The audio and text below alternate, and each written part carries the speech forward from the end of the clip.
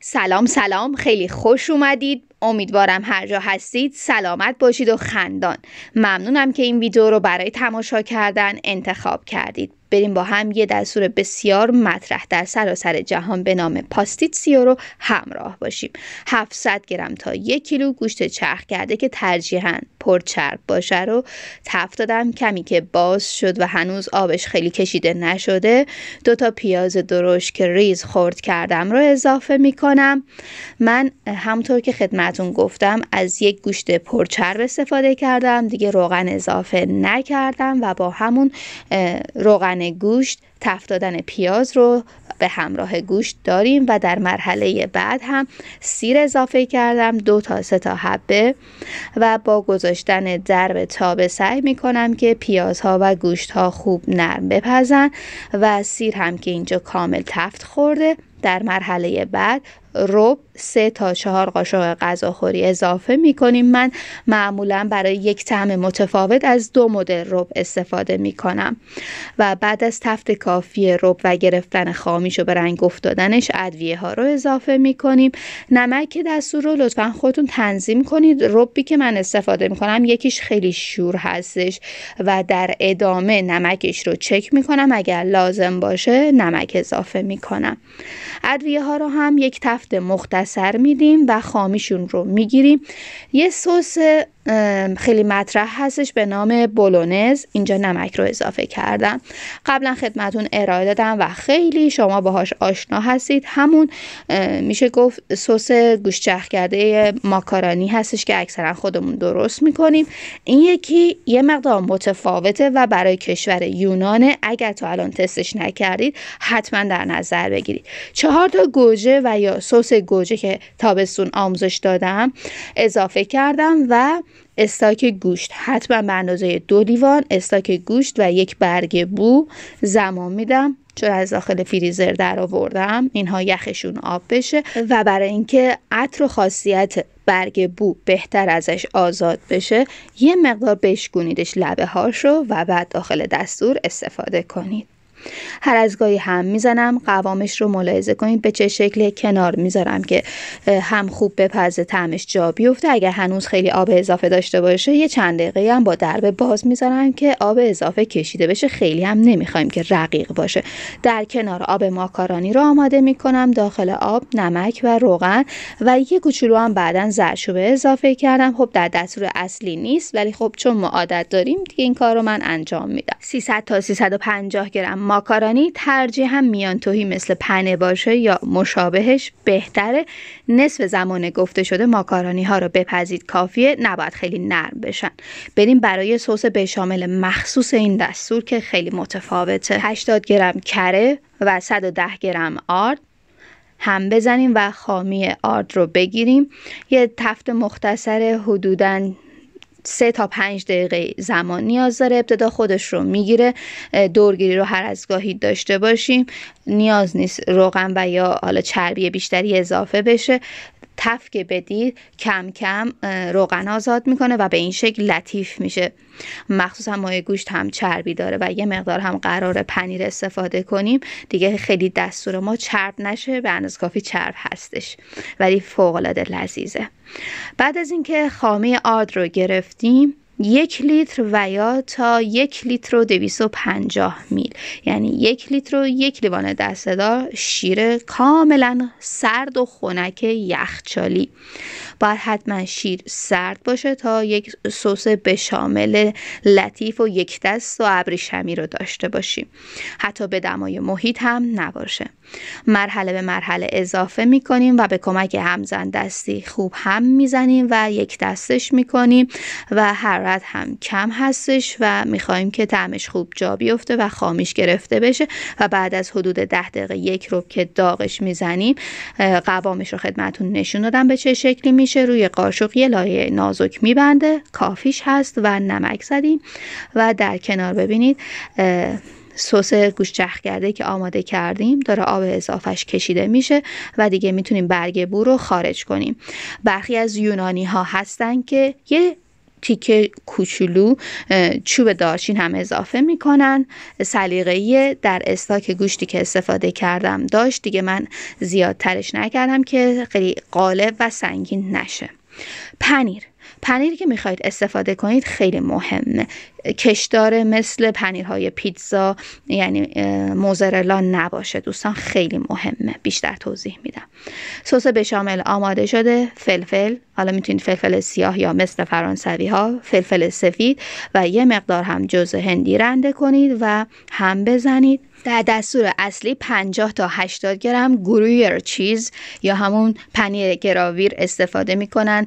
پنیرهایی هستش که داخلش سوراخ داره و اونها کش نمیاد. اگر پنیری که خیلی کش میاد استفاده کنید کار رو سفت میکنه، خیلی کلن همه چیز به هم میخوره. اولا که با حرارت دیدن سس ولو میشه و سطح کار خوب وای نمیسه، ببخشید اینطوری میگم، و بعدا ماکارونی رو خیلی مثل تیکه سنگ میکنه. و در ادامه بعد از اینکه پنیر رو هم اضافه کردم 3 تا ذره تخم مرغ داشتم و قدرتی برای 2 دقیقه هم زدم چون سس داغ نبنده. و پنیر فتا داریم 50 تا 80 گرم. سفیده تخم مرغ ها که کنار داشتیم از زردشون استفاده شد و 2 تا هم اینجا تخم مرغ و مقداری هم جعفری تازه که ریز خرد شده و ادویه ها رو داریم. نمک رو بعداً اضافه میکنم چون پنیری که استفاده کردم یه مقدار شور هستش. چک میکنم اگر نمک نیاز بود بعداً اضافه میکنم و یه مقدار هم روغن. و سس آماده شده. ماکارونی های نیم پز رو حتی از نیم پز هم کمتر طی 2-3 مرحله اضافه میکنیم و با سس ترکیب میکنیم. به شدت خوشمزه میشه، اصلا خیلی طعمدار، خیلی لذیذه، خیلی رقابت زیادی داره با لازانیا و خیلی مطرح هستش. نهایتا 1 ملاقه پر یا 2 تا ملاقه سرخالی از سسی که آماده کردیم به ترکیب از سس بشاملی که آماده کردیم به ترکیب ماکارونی اضافه میکنیم. بیشتر لازم نیست، خمیرش نکنیم. نمکش رو چک کردم، یه مقدار دیگه نمک زدم. یه نکته مهم در رابطه با پنیر بگم، از اونجایی که پنیر گفته شده در دستور اصلی در دسترس من نبود، من از یک پنیر ترکی که کش نمیاد استفاده کردم. حتما جدیش بگیرید که کار خیلی خوبی داشته باشید.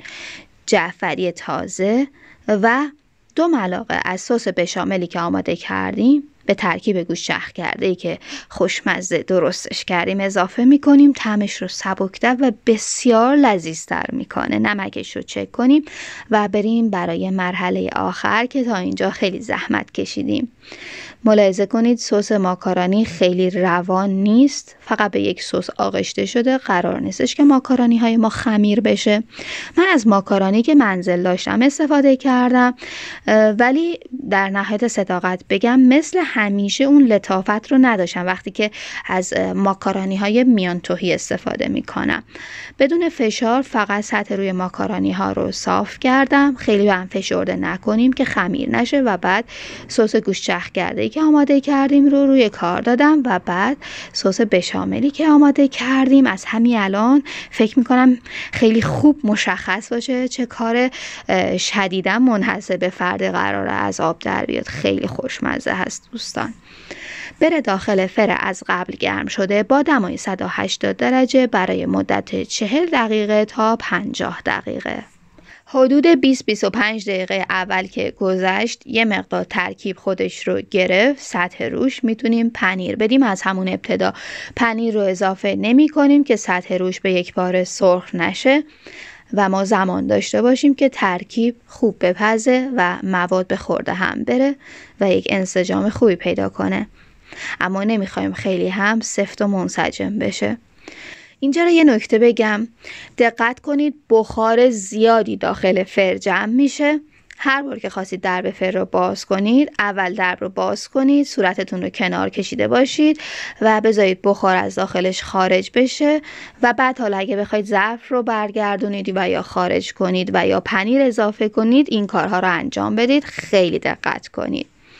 و ملاحظه بفرمایید اینم نتیجه نهایی. چه رنگ و روی زیبایی از ترکیب طعم‌ها نگم که خودتون باید درست کنید. یک نیم ساعتی زمان بدیم. بعد از گذشته نیم ساعت ملاحظه میکنید هنوز سس روش نبسته. برخی دوست دارن خیلی داغ داغ و سس رقیق و روان رو روش داشته باشن. برخی میگن نه، ما 1 ساعت 1 ساعت و نیم زمان میدیم، یه مقدار هم از داغی بیفته، سرد نمیشه، خیالتون راحت باشه و هم این سس خودش رو بگیره و بتونیم قالبی در بیاریم. دیگه به خودتون میسپارم، در هر حالت بسیار شگفت انگیزه. نشونتون دادم. اینجا هم تقریبا بعد از 2 تا 3 ساعت که زمان دادم قالبی میتونیم در بیاریم و دیگه سس روش روان نیست. یه نکته در رابطه با سس بشامل این دستور، اما قبل از اون اگر این آموزش رو پسندیدید و آموزش های این کانال برای شما عزیزان مفیده، ممنون میشم با لایک و اشتراک گذاری و نوشتن کامنت از فعالیت من حمایت کنید. از دوستان خارج از کشور هم خواهشمندم برای بالا بردن امتیاز کانال دکمه تنکس زیر ویدیوها رو فعال بفرمایید. دوستان، سس بشامل این دستور همونطور که ملاحظه کردید متفاوت از سس بشامل ساده و معروف هستش که همه جا در دسترسه.